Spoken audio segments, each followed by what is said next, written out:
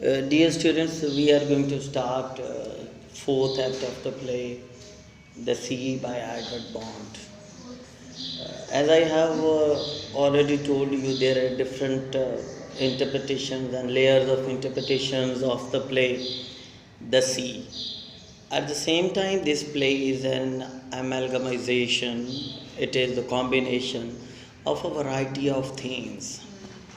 At the same time, this play is the interpretation of the Brack's theatre, I mean the epic theatre, in which he develops the thought of discourse or alienation or distance effect within within play, the situation begins. So from that angle, what Mrs. Ruffy is instructing to other characters and how the other characters are going to perform in the play and how the performance is going on, the instructions and directions by Mrs. Ruffy. So this situation can, however, be related by the thought of the Brack's theatre that is called as an epic theatre. So this play on another level or at another level, this play can be interpreted as having the theme of cruelty. So there is another theatre which is called as the theatre of cruelty, in which the cruelty of the human being or the modern civilization is displayed. So from this particular angle, we can say that this play, The Sea, is the interpretation of the cruelty. So from that angle, we can associate the play to the theatre of cruelty, right? So then there is another specific interpretation of another theatre, that is the theatre of naturalist. I mean, which has been elaborated in the plays of Anton Chekhov, The Cherry Orchard, as well as Henry Gibson's play Hedda Gabler. So in both of the play, we also have an interpretation of the plays as a natural play, as a naturalistic trend. So this play, as far as its language is concerned, as far as its story is concerned, we find in this play a touch of naturalism as well. So as I have told you, multifarious definitions, multifarious explanation, multifarious interpretations of the play. So at the same time, this play is amalgamation of many theatres, many interpretations, right? As I associated this with the theatre of epic, also associated with the theatre of naturalist, also associated with the theatre of cruelty, also associated with the theatre of rational.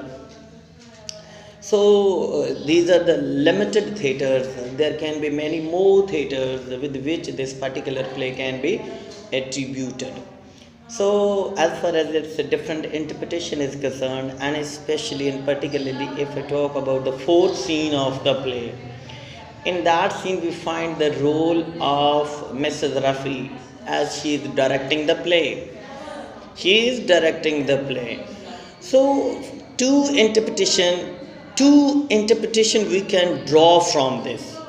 Two interpretations we can draw from this. Number one, Mrs. Ruffy, she is working as a spokesman of the playwright Edward Bond, because Edward Bond himself is a dramatist. Edward Bond himself is the director of the play. Edward Bond himself is the playwright. So he is sharing the techniques to write a play. Through the character of Mrs. Ruffy, we can analyze the views and ideas of the theatre, the views and ideas of the performance, which Edward Bond wants from the playwrights.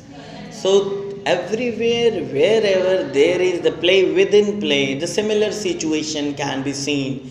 Writers' views about the playwriting. So this is one aspect and one interpretation. So if we look at the character of Mrs. Ruffy on another angle, so we can say Mrs. Ruffy, as she belongs to the so-called aristocratic class. I have already told you that she belongs to the so-called aristocratic class, and her grip on aristocracy, it is getting loose with the passage of time, right?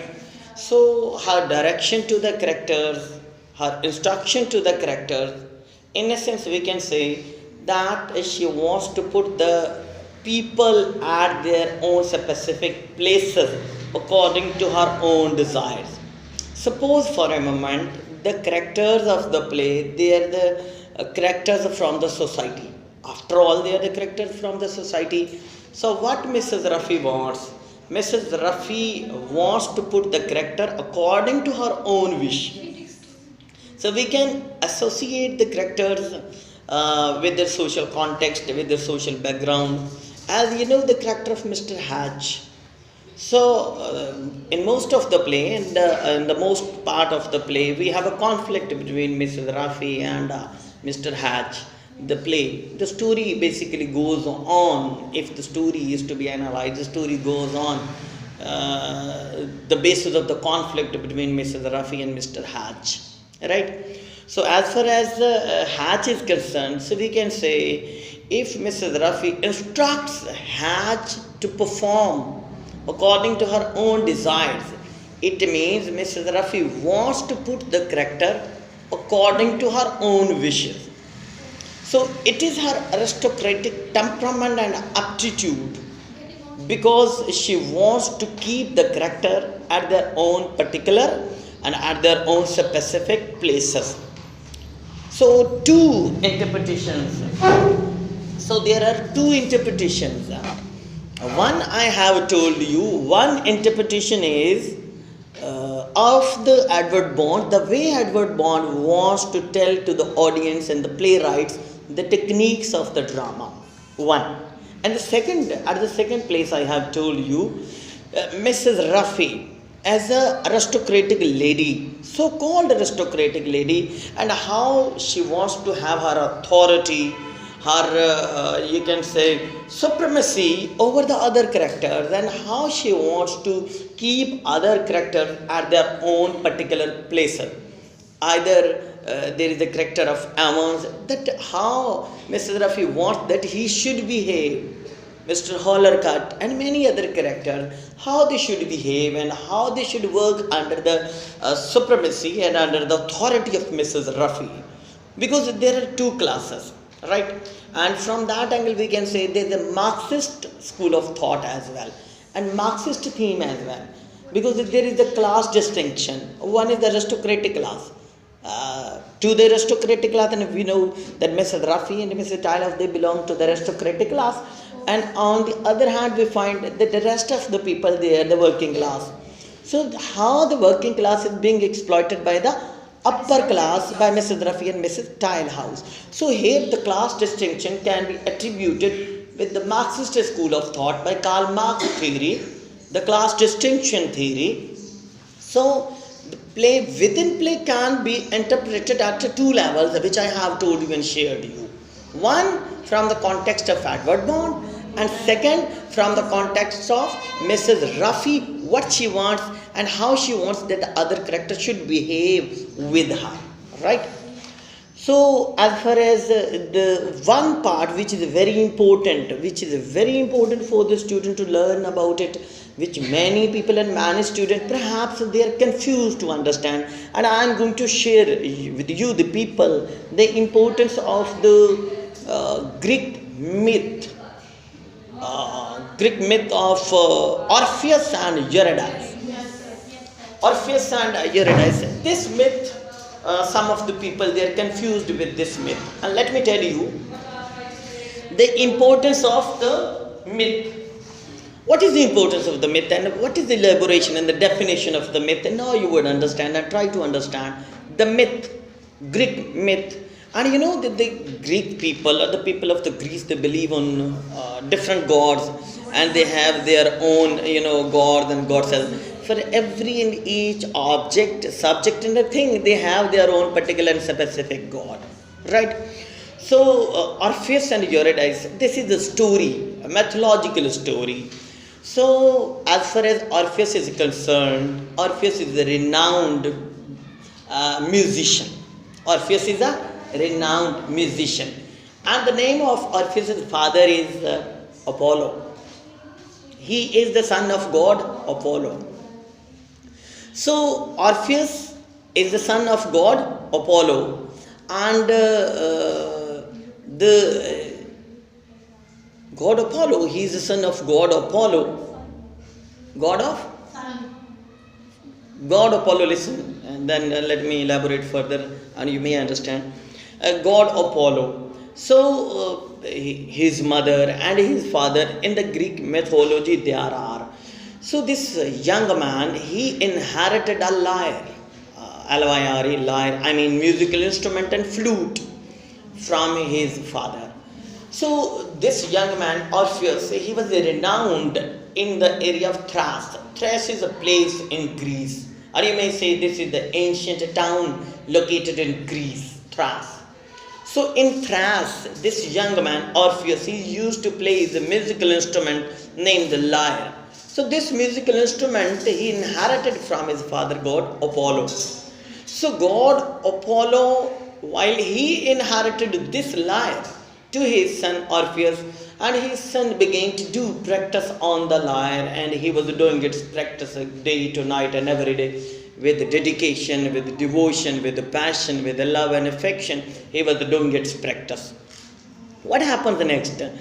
It so happens that while he plays this lyre in front of his own father, god Apollo, his father was amazed to listen the musical melodies sung by his own son Orpheus. So, according to the myth, Orpheus had a love and affection and affair with a young girl named Eurydice. Eurydice is a beautiful young lady, and so beautiful she was that the both of them, you can say, engaged in a love affair, and they fell into love with each other.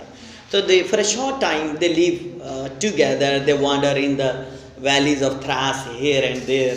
And the lady named Eurydice, she was very attractive and beautiful, and Orpheus, he began to play the musical instrument flute in front of the lady named Eurydice. So they invited a person, a god named Hymen, Hymen, Hymen. Hymen is the god of, you can say, marriage. According to the Greek mythology, Hymen is the god of marriage. So while Hymen is called for the marriages ceremony or the marriage, agreement between Eurydice and Orpheus. So the god Hymen refuses to make the arrangement of the marriage. Rather, god Hymen says that this marriage is not possible because there is something wrong between the mutual understanding or mutual fate of the two husband and wife. So this can't be possible. So both of them, they are worried why god Hymen, the god of marriage, has refused their marriage, and Orpheus began to live, and now onward Orpheus began to sing sorrowful melodies on his flute.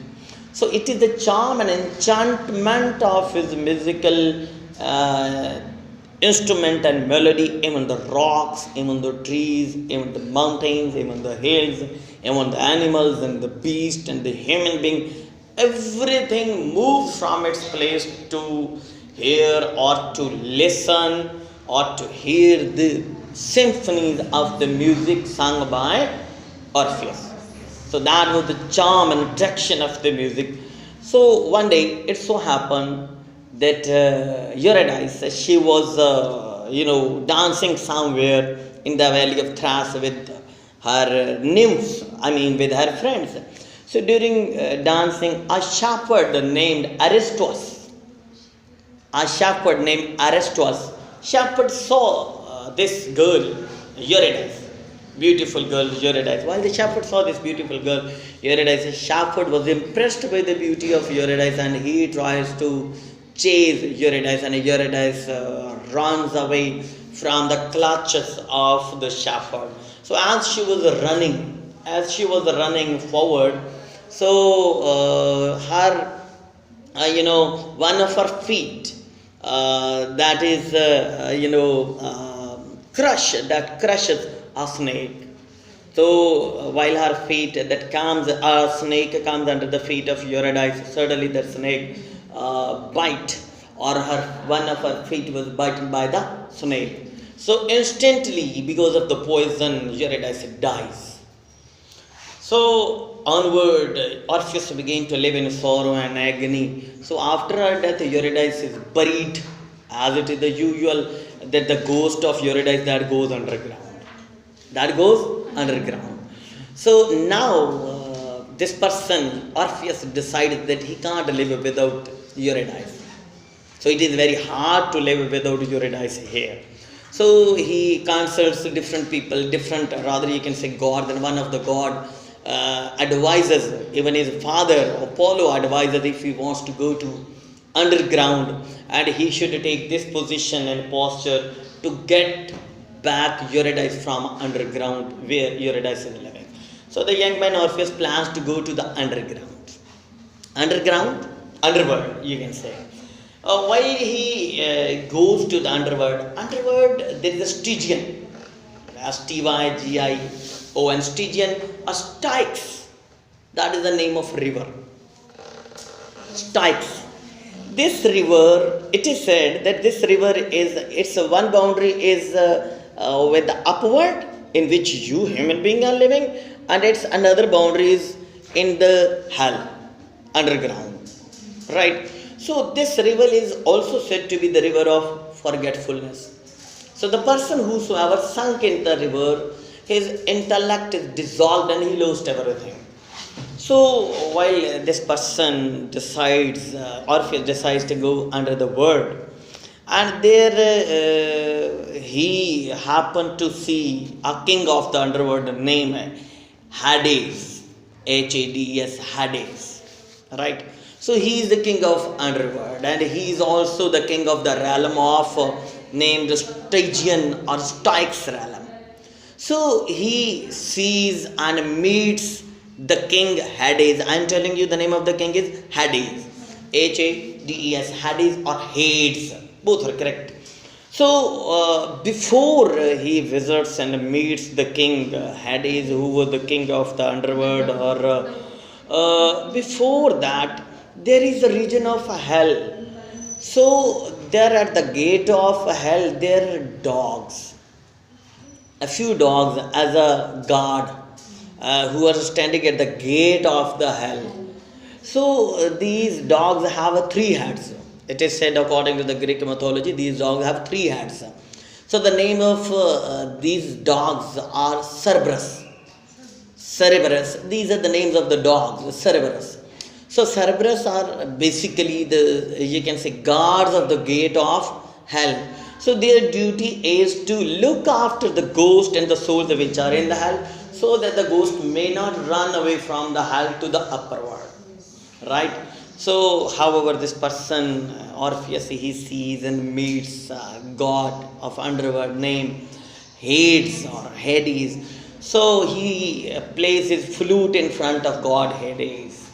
So his wife, she is impressed by the melodic voice of Orpheus, and she requests her husband, the king of the underworld, please give Orpheus, his wife back.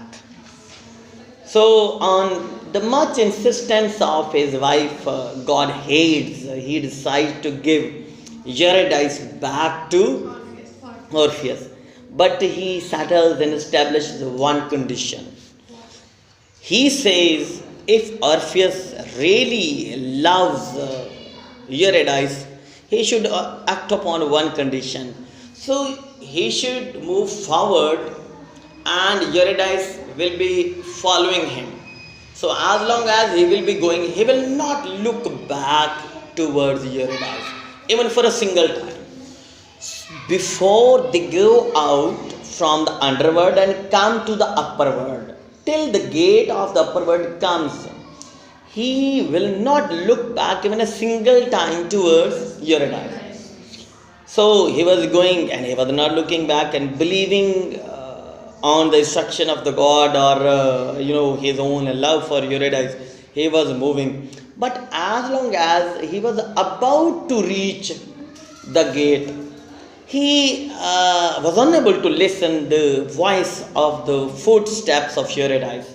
So doubt comes in his mind that it may not happen that the god hates, he might have cheated him, or he might have told a lie with him. So Eurydice may not live here again. So he is not listening the voice of the footsteps of Eurydice. So his mind was full of doubts. Rather, his mind began to, tear between the thoughts that he should go out. And he was also worried if he goes out from the gate of the underworld, I mean, he comes the upward, so he may not be able again to go back to the underworld. So, in this conflict, he looks back.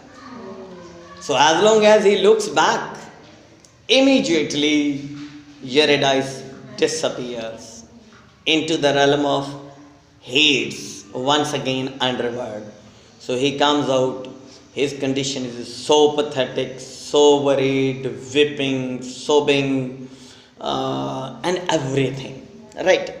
So again he is weeping to the person, to the gods. He goes, he requests to the gods, please let me have a chance once again to go to the underworld. But there was no chance to go to the underworld. And in this critical situation, he had only one chance to go back to the underworld in the form of his own death.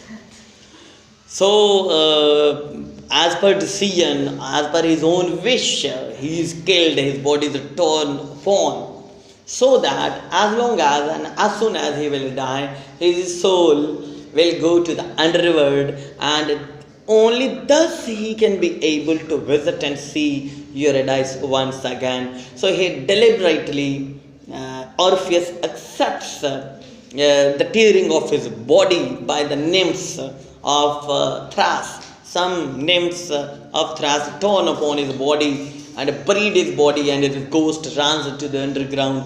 And this is the only satisfaction that he has right now, that after his death his soul might be able to visit Eurydice once again into the underworld. Right? So this is the tale, and this is the story, and love story according to the Greek mythology, love story of Orpheus and Eurydice.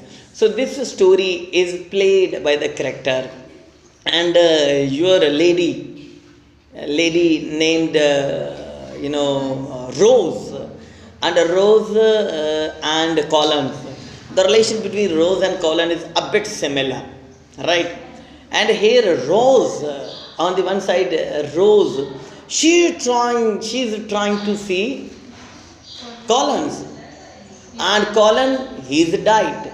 So she had different options in her mind, only in the form of death, and by committing suicide, she might be able to see and visit Collins once again, because the Collins ghost has gone underworld, and so only thus she can be able to visit, see. So the case of Rose and Colin, that is similar to the case of Orpheus and Eurydice. This is also love tale, that is also love tale.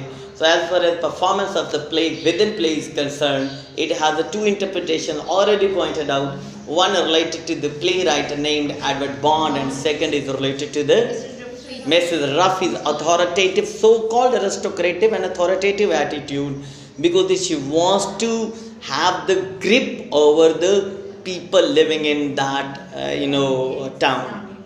This is all about the story and all about the play. अब इधर से जाए ना किधर से